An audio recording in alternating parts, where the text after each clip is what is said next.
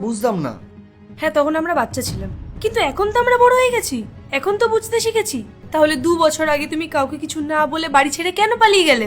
আমি 2 বছর ধরে তোমাকে খুঁজছি। আরে তো আর কি করতাম আমি, রোজ রোজ মা বাবার কথা শুনে শুনে আমি ক্লান্ত হয়ে গেছি, মাথা গরম হয়ে গেছিল, বাড়ি থেকে পালিয়ে গেছি।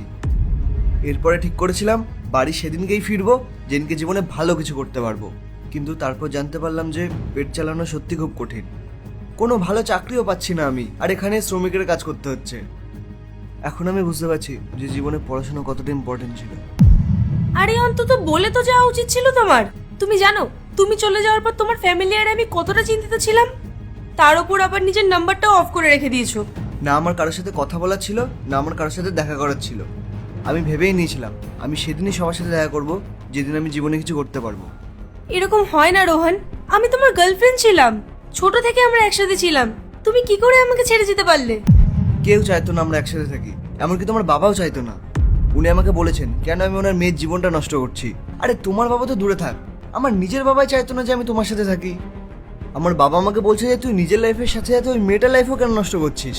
তাই ভেবেছিলাম যে তুমি হয়তো কোনো ভালো ছেলে পেয়ে যাবে, আমার লাইফে যা হয় হয়ে যাক, কিন্তু আমি তোমার লাইফ কেন নষ্ট করব?